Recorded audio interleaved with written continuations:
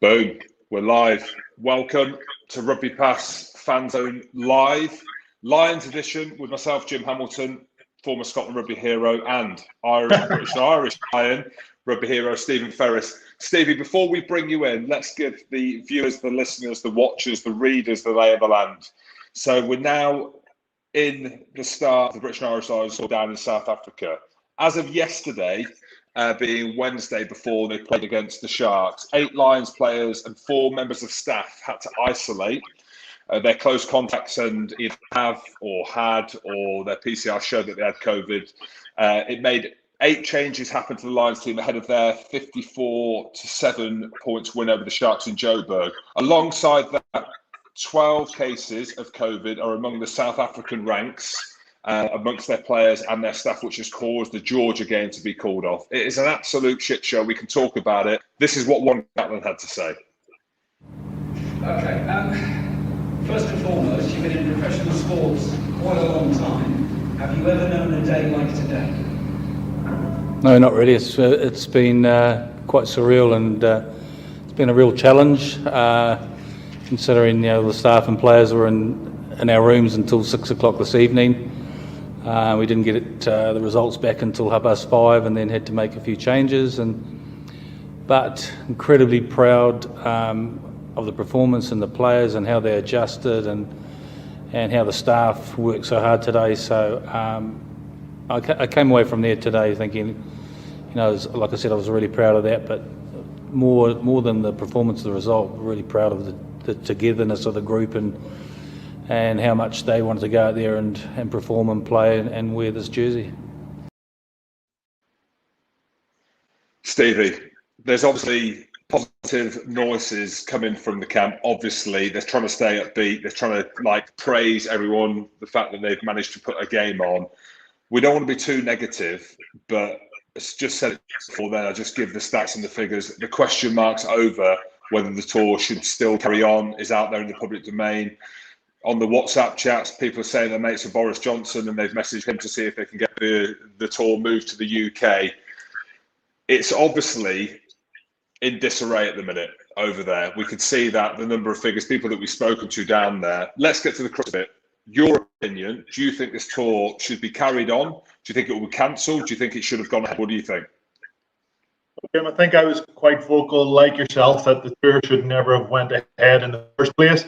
I think stalling the tour for a period of time, I think everybody's positive in that we're sort of coming out of the right end of the pandemic, and things certainly on this side of the water seem to be going in the right direction. And I thought it definitely should have stalled, whether that was for a year, 6 months, who knows. Maybe the domestic competitions could have been altered to allow for that Lions tour. Maybe they couldn't. But you know what, Jim? I have to be negative here. I have to be, because I was in the gym this morning and a guy just walks up to me and I had my headphones in, took them out, and he says, did you watch the Lions game? What do you think? And I said, yeah, the boys done well. Finn Russell's only back in the bench. He says, this tour's turned into a complete shambles. And I said, yeah, I think you're right. And he said, it's a nightmare. How's it going to look, going forward? The credibility of the Lions, is that going to be affected going forward if this tour continues to go the way it's going? I feel sorry for the players, the pinnacle of their sporting rugby career, to represent the British and Irish Lions in South Africa. You're locked up in a hotel. You're treading on eggshells every time you open a door handle. You're washing your hands, make sure you're not catching the COVID-19. It just is. It's very, very disheartening as a fan and as a pundit and working in the media, looking on, Jim. But I can't imagine really what how the players are being affected by the circumstances around it. And I want to try and be positive. I want to see these test matches being played. We want to see Two very well-oiled machines going head-to-head in a couple of weeks' time. But the reality is, like, we're talking about the Lions here, Jim. The South Africans, they're the ones that are suffering probably the most because they're not getting the game time. They've played one bloody game since the Rugby World Cup. They're decimated with COVID-19 cases. They're the ones that are going to suffer probably more than the Lions going into that first test, if it happens. Please God, it does happen and things start to get better. But as it stands at the minute, Jim, it doesn't look good. Right, let's talk about a little bit of hindsight and whether or not these kind of rumours that are being thrown around, the test matches could potentially be played over here. Let's just talk hypothetically. Let's look at the Euros last night at Wembley, 60,000 people in the crowds, in the streets, whether or not that's right or wrong, and we're not here to judge that. And then on the flip side of that, what's going on in South Africa with no fans, games getting called off, the credibility of the tour now in question. Do you think there is, or they should look at the option to bring it to the UK if they can pause it now? I've heard there's decisions being made this weekend. They're going to talk about if there's going to be other games. I think the Sharks game has been confirmed for the weekend again, or has it? Who knows? There's kind of stuff out there in the public domain and nothing's been formalised yet. Hypothetically, could this Lions tour be brought to the UK to be played, or should they scrap it and revisit it next year, or should they just scrap it? Oh, Jim, you threw about 5 questions at me there. I'm not sure. Because it just doesn't look like, is it? It doesn't look like, if you're sat here now, I can't see how it's going to go ahead. Do you know what I mean? I can't see how the game's going to be played, let alone with no fans, let alone with the lads in their room and maybe a few lads isolating or some of the lads getting COVID. I can't see it happening. Just because of everything, like they played Georgia. Now 12 of the South African lads have got COVID. Okay, so obviously now, you think naturally the way that it spreads, Georgia are going to have COVID. Now, a couple of the Lions players, whether or not PCR tests are right, we don't really know. But as we know how this virus works, that it ravishes through the team. I know they've got people in place or whatever, but you're treading on eggshells every single week, every single training session, Stevie. Yeah. Jim, I think it's the logistics of moving a squad. It's not just a team of 25, 27 players. There's the management, the physios, the S&C staff, the baggage, everything that comes with it. Traveling via airplane or whatever mode of transport that you're going to have. There's always the risk of catching COVID-19 with that.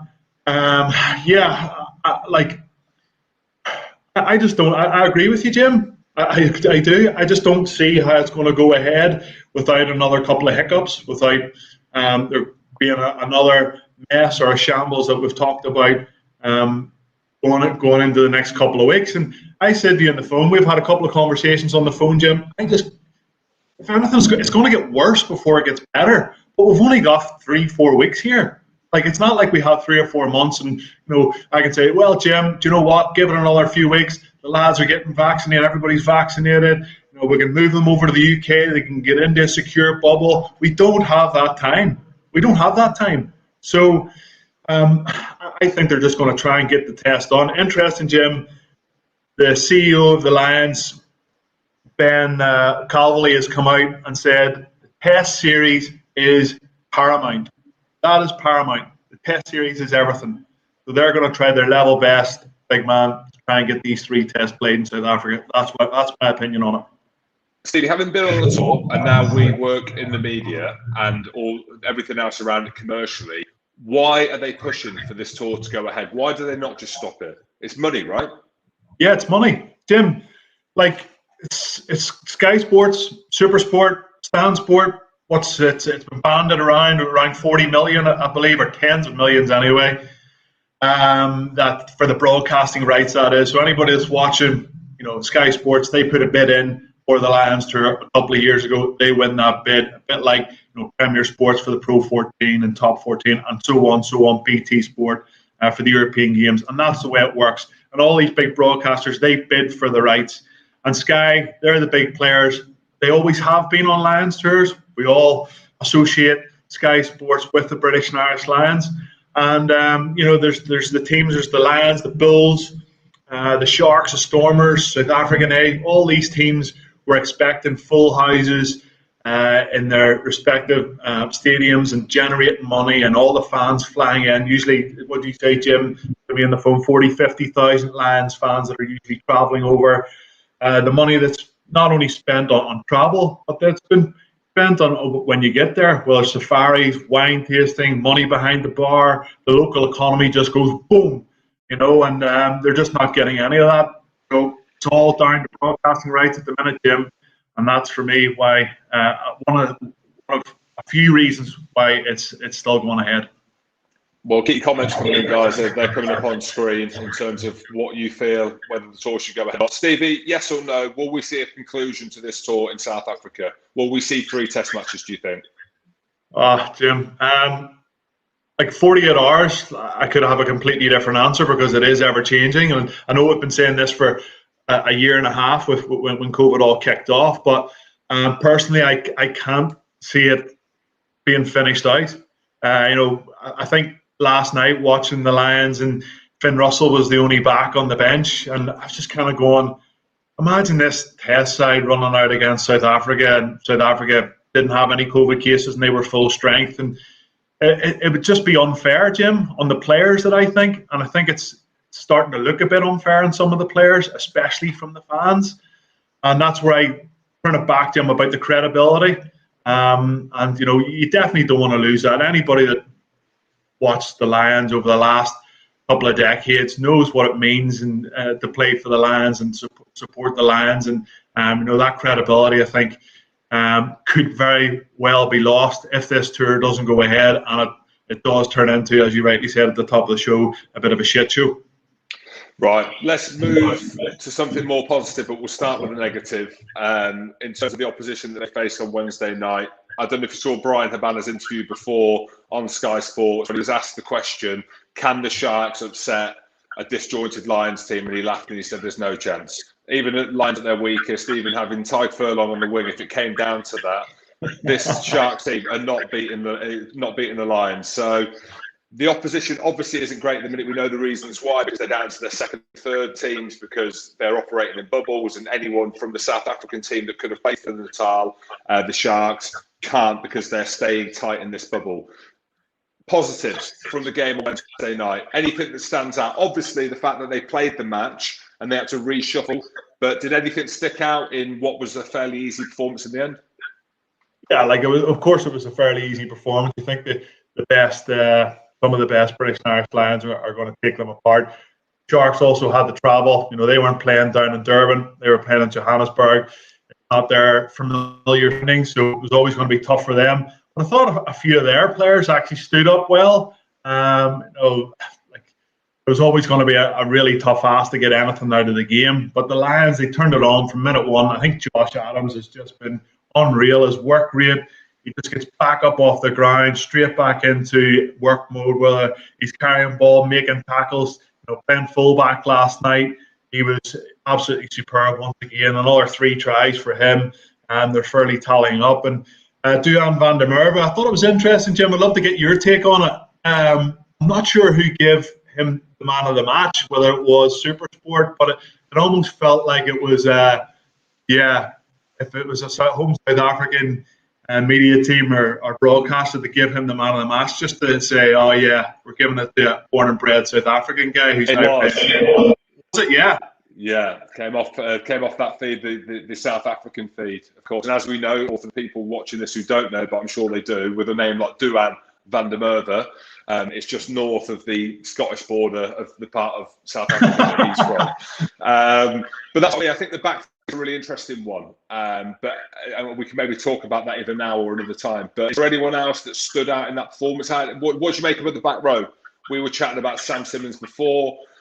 If there's not another game, or if there's a game against the Sharks against a similar opposition, has Sam Simmonds done enough to knock off Taulupe Faletau yet? Or do you think that there's still a little bit of a gap in terms of experience and what Gatland wants from a number 8? Yeah, Taulupe Faletau, I haven't been blown away by his performances. I think he's steady, but when it comes to the crunch, Jim, in the big games, he always plays well. He's been written off a few times over the last number of years, and he always turns it on. That test match, that try that he scored against New Zealand was fantastic in 2017 in the corner. He's a big game player. I think it's going to take a huge performance by somebody like Sam Simmonds in the next couple of weeks to knock him off. I was really. Do you know who I was really impressed with? And I was down covering the Ireland game versus Japan last weekend, and the whole talk was around James Ryan. And you might be able to give me an opinion on it. But Adam Baird was really solid, wasn't he? And when he goes up in the line out, flipping heck, he's a hard man to get to. And his work rate around the pitch, obviously hasn't been with the Lions as long as some of the other guys. I thought he really dug in well. His maul defence was brilliant. He was getting through the guys. Jim Hamilton-esque with the big hands, going over and making a real mess. Josh Navidi, superb. Curry, a couple of crucial turnovers close to the line. Josh Adams, as I said. One guy who came off the bench and is a Scotsman was Rory Sutherland, who I thought was just brought huge physicality at the ruck, a couple of counter rucks, one led to a try. I know he made a break and Ali Price went on the switch. And there's another name, Ali Price. I think when he's got a really strong pack in front of him, he's a different class of player altogether. His box kicking was right on the money. But Rory Sutherland, and I think him and Tadhg Furlong, the scrummaging, as we witnessed in the second half. I know that the opposition was getting tired, and maybe a lesser opposition as well. But I could see Rory Sutherland and Tadhg Furlong starting at loose head and tight head, respectively, in the first test, if it goes ahead. But that's a few of the guys for me, Jim, that played very well. Well, we'll have a look at the probables and possibles if they have to play against each other in the lead up, and there's talk of that. And arguably, it would be a better contest for both teams: a possible Lions team versus a probable Lions team. If there's nothing there, or if they put 60 points again on the Sharks. I want to talk about fly half. Right. So Dan Biggar was meant to play again. Owen Farrell's been playing 12. Me and Brian O'Driscoll, Big Bod, had a bit of social media interaction last night when he was talking about Owen Farrell in his position. Faz plays 12. So there's Brian Driscoll. Reckon you have to have Owen Farrell in your team, just a matter of where. See, I've put only at 10. I've had 1,000 comments and interactions because that's what the social media train does. We'll try and edit that out. Just add a 2 and a 3 at the beginning of that 38 likes. That's what it's gone to. But Owen Farrell looked good at 10. And again, the opposition, I don't see him as a 12, Stephen. No, I don't see him as a 12. So he didn't play very well at the weekend, but he looked a lot better. He looked a lot more confident in 10. So he didn't play well at 12, but he looked a lot better at 10. Do you think he's in with a shot? And I say that in quite a ridiculous way. Do you think Owen Farrell, England captain, is in with a shot of starting at 10? Do you know what I mean? Because for me, in my opinion, I think Biggar's the man with the shirt. If they want to play like Finn Russell, and the RugbyPass guys, looking at the stats, have seen that through our sports analytics, big shout out to you, Kev, is that the space is in the wide channels against South Africa, and it's how you get there. Hence why we saw Finn Russell with these kick passes, which he loves to do, where the pass was on, but he was actually just doing these kick passes. We saw putting the ball to boot as well. Go on. Jim, just on that. So I've been texting a good friend of mine throughout the Lions. He's played. He's actually a rugby agent now and played across a good few leagues. And it's almost like Finn Russell, his default is just to kick the ball. So a couple of times last night, simple pass, just draw and give was on. But because there was a defender in his face, he just automatically puts to the ball, and I'm like, there's no need for it at times. And I think they're doing it on purpose, though, Stevie. I think they're doing that because in order to play against South Africa. Because against South Africa, when you've got this wall of monsters in front of you, and they're pushing up on the outside, he does it every week in the top 14. He normally goes for the long loop pass. I know we go back to the game against England where we were basically losing by 32 points, one that we drew, but we effectively won. The overs to Hugh Jones and these passes that he does for Racing, I think he's kicking City because in practice to play against South Africa in the test. Is he going to play? I wouldn't play him though. Personally, I think it's just like honestly, Jim, I think it's a bad habit more than a good habit. And I don't think it is a game plan. That's my own opinion on it. I just think it's a real bad habit, and it's something that he's doing more and more and more. That when the space gets closed down, it's just like, we'll kick it. And he's got what vision he's got, and to be able to execute it a lot as well is a serious skill. But I think he will get charged down. It will become more mistakes, and when Finn Russell gets a bit rattled, he usually goes off his game. But I would like to have somebody a bit more steady in there. Dan Bigger after the Japan game, he was nailed on for a test starter. Now it's Owen Farrell. Like, between the three out halves, there's 18 out of 19 place kicks conversions that have been knocked over in the first 3 games. You need that in Test rugby. A prolific goal scorer, or conversion taker or penalty taker to knock them over. I think Owen Farrell now has the jersey, and it's up to Dan Bigger to try and take it off him. I always said that I didn't think that Owen Farrell would be the man to play 12 against Dale Lande or what's the other, Lucano Am. So for me personally, I think Owen Farrell would be best suited at 10, and his kicking game is pretty good. He nods. I know the back three for the Sharks weren't particularly great in covering the backfield, but he made the right decisions at the right times most of the evening. Well, Scott Valentine agrees with me. I think it was a game plan with the kick pass, which I agree with as well. That, what you've just said, kind of brings us on to this probables versus possibles. Let's just look at the lay of the land, right? So if they play the Sharks again at the weekend, we could arguably say that that's their last chance before the test matches come around, right? Because I think everyone's worried now, the more games that they play, the more risk. Obviously, the Lions CEO came out, or managing director came out and said that it's all about the test matches. We all agree with him on there. So if you were to look at a probable versus possibles now, would it maybe not do every position? Let's just have a look. Who do you think's nailed on? In that front row, who do you think's nailed on? I thought Luke Cowan-Dickey was brilliant again last night. There was remarks over him being on the bench at the weekend after him getting knocked out in the final of the Prem.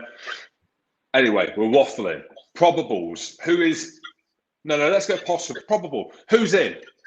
Who's probably in? Who's in? Well, I'll give you a couple of names who I think will start the first test, and then you can jump on the back of it, Jim, and give me a couple of names. I think obviously Tag Furlong in the front row. I think the hooker position's still up for grabs. If I was starting a loose head prop tomorrow, it would definitely be Rory Sutherland. So I'm going to go Rory Sutherland, Furlong. I told you in the second row. I'm going to go Hamish Watson in the back row. I've went Farrell at 10. No. Go back. Who's starting at 8 and 6? Give me your 8 and 6. No, I can't do that just yet, Jim. Say we play against the Sharks again. And it's 70 points with a different team, and you've got to pick a test team for the week after. You're telling me you don't know yet who you go with. You need to see them beat the Sharks by 60 again. I like Courtney Laws at 6. He's a brilliant line-out operator. Everybody's sort of forgotten about Tag Byrne, even though he scored a cracking try against Japan, and he was very good. He's good over the ball. I just think there's still a lot more rugby to be played. Well, hopefully there's going to be a lot more rugby to be played before the first test. If I was giving you a test team now, I would play Courtney Laws at 6. I would have Falatari and Hamish Watson at 7. I would have Conor Murray at 9, Owen Farrell at 10, Robbie Henshaw at 12. Wings would be Josh Adams, and at the minute it's Lewis Rees-Zammit because Anthony Watson hasn't gotten any game time. And I've changed. I would put Hoggy in a fullback. I thought he was brilliant against the Lions. You know, that chase back, and then it wasn't just the chase back and making the tackle. It was back on his feet, flowing through the rock, regathered the ball. His kicking game's been brilliant. Somebody's definitely had a word with him about his defence because he's putting in good shots as well. So I know Liam Williams, bomb squad or whatever he calls himself, is usually pretty good and solid under the high ball, but I think I would go with Hoggy. The 13, Jim, I don't know. What about you? The 13 jersey's just up for grabs for me. I haven't got anybody nailed down in that position. I think Henshaw's nailed it down. I think you've got who's Chris playing Harris. for you then, Jim? Bundyaki. I thought he was poor at the weekend. Yeah, but last night. Yeah, I think a big game is going to turn up. I can see him picking Faz at 10. I'd go for Bigger personally, just because of the way Bigger's played in the lead up. But I can see him going for Faz at 10. What's your beef with Faz like? It's not played well. It's not. There's genuinely, and again, I was chatting to Goody about it. You know, when you speak, it's easy to judge, isn't it? Faz is a world-class player. He's low on confidence. You know, he's going. He's a big tackler, isn't he? He's looking for the big shot. He's aggressive. He's physical. That's how he gets into the team. So, what we got here, Farrell's quality recording studies was under pressure, is getting falls apart. Seeing the Scotland draw the Rugby World Cup final. I think around that, the pressure and him falling apart is around his defence at the minute, because he's been such a big defender. Look when they played South Africa in the autumn test a couple of years ago, and he put that massive shot, that big shot with the forwards coming around the corner, ultimately won the game for England. So I think it was down in South Africa. Anyway, it was a big game, and that's how he gets confidence. Yeah, exactly, yeah. And that's Farrell. Whereas now we saw him miss a couple of tackles against the poor team at the weekend, But then again, he's a player that can turn it on. Do you know what I mean? I've got the utmost respect for him. So yeah. I love the way people talk about that one game, that World Cup final where he possibly went missing. But the South Africans absolutely destroyed the English scrum. I don't think it was Owen Farrell that cost them the game in the end. But he's been the most consistent out half for me. Jim, you played with him at Saracens. He's the heartbeat of Saracens. He's been unbelievable for them guys over the last number of years, winning European Cups, winning the Premiership. He's more trophies in his cabinet than a lot of lads that I know have played the game for 3 or 4 times as long as he has. So for me, his experience, and he has a better understanding of how to win the bigger games. I know, let's go back to Rugby World Cup, but take that game out of it, or maybe a couple more in there. He's for me, I agree with you, Jimmy, has to start at 10. Right, well, let's go back to the World Cup, but from a sense of South Africa. So, as we know, 2019 World Cup champions against England, they were phenomenal. They played against Georgia since. If you can even call it was a team run for them. I know the scoreline probably didn't reflect that, but it was. They went through the motions. Speaking to John Smith about it, they're obviously quite guarded. A few headlines around it. So basically, Dwayne Vermeulen, who you've played against, I've played against, doesn't look like he's going to be fit for the test matches. They're a team that are about all-out physicality. There's talk of Peter Steph de Toy moving into the second row, so his matchup with Amara Itoje. What are your experiences playing against the Springboks? And it is all-out physicality. You know what's really interesting? Speaking to John Smith about their mindset, and I've not thought about it. The Springboks mindset going into this Lions tour, again, is scrum and line-out drive. And we're talking about 10. We're talking about who our wingers are going to be. You know what I mean? What's your take on the Springbok team? And are they the same team that they were in 2019? I mean, I know it's a pretty stupid question to ask. They're not going to be. But are they still as feared, having only played one game? And it looks like it could be their only game before the test matches in a couple of weeks. We don't really know because they haven't played the rugby, so we can't judge on what we've seen. Go back to the 2019 Rugby World Cup. What a side. Huge power. Massive beasts of men. Absolutely shredded. I know the photo I put up on Twitter was doing the rounds. It was all completely shredded in unbelievable shape. And they reverted back to what they're good at. Scrum, small, carrying up the guts. It's Tuesday, Allende, when Cheslin Colby gets or Makazola Mapimpi gets a bit of space. Let's use a bit of magic. But they're an unbelievably physical side. And I've played against South Africa. Beat them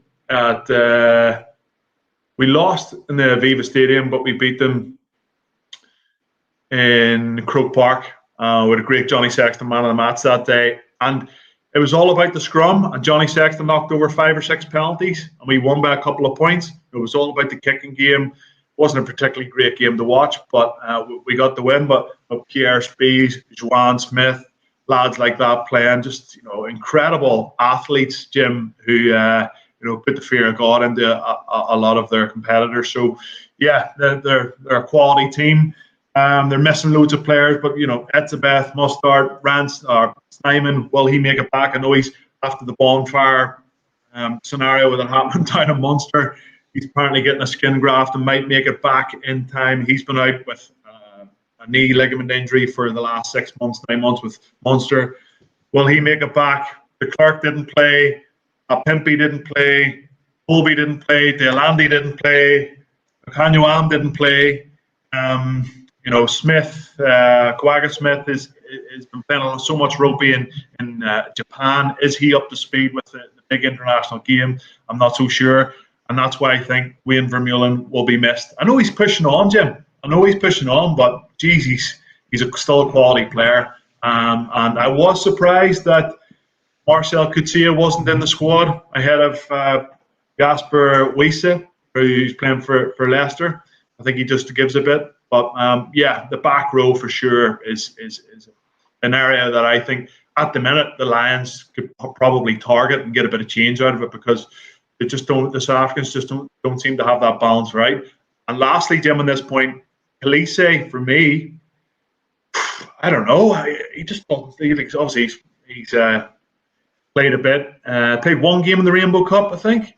Yeah, played one game. Let me just interject there. So I saw some clips on SuperSport around Siya Kolisi, and as we know, I'm a big fan. He's one of my good mates. I'm his mentor. He's my mentor. We exchange messages about performance regularly. We never speak, but we've spoken a couple of times. He's been under pressure, and his position in the team has been questioned in the media. He's obviously won the World Cup in 2019, and I think the pressure and the life that has come off the back of that, it must be quite overwhelming, right? You win the World Cup, first black man to do that in South Africa as captain. The profile, the media, I'm sure the money that comes with it, you don't play, right? You move clubs, you don't play, and then the pressure comes on naturally, doesn't it? It's been 18 months, nearly 2 years since that famous match. Plays at the weekend against Georgia. The TV analyses his performance. Is he good enough? I think he's obviously got credit in the bank, but that's the big thing. When you look at the South African team in the World Cup, and you look at Vermeulen, you look at Peter Steph Toy got World Player of the Year, Siya Kolisi, how he brought the whole team together and the nation together. That's where you start to think, there's some vulnerabilities in there? Is Siya questioning himself? Do you know, are the team questioning themselves that, the monsters in the second row haven't had game time? So, again, we're kind of just speaking hypothetically, and we're kind of nitpicking a little bit. We need to see them play. I can't judge the South African team having played, no disrespect to Georgia, although some put 50 points on them, but like a bit of a kind of scratch team, and how can you judge? But I suppose that's all we can judge it on. So, Stevie, it'll be interesting to see how it all unfolds, whether or not we get a game this weekend. I think it's stand by your phone, and let's just see how the next few hours, next few days, and obviously the next couple of weeks unfold. So we can talk all day. I'm sure we could, but for now, we're going to go. We're going to leave this live Fan Zone Lions Edition stream. Big thanks from myself and Stevie.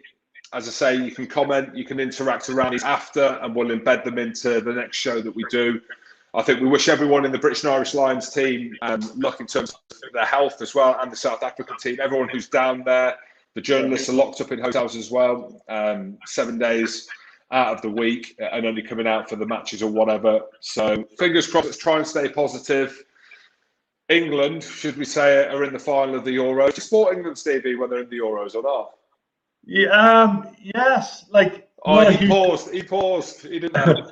I'm not a huge football fan when it comes to international football, but yeah, it's been great to watch. Fair play to them. Obviously, I support Manchester United. Not enough of the United lads playing, but fair play to Gareth Southgate and the lads, and wish them all the very best of luck in the final on Sunday. Of course. Well, of course, RugbyPass, we won't be showing the football, but we'll obviously be talking about the summer test matches that are going on. Obviously, England, the headline one against Canada at the weekend. Australia, France. Again, how good was that game? It was so French, wasn't it, to lose it at the last minute? But anyway, we're not talking about that. This is Lions Fan Zone Lions edition. I'm Jim Hamilton. He's Stephen Ferris. This is Rugby Pass. See you later.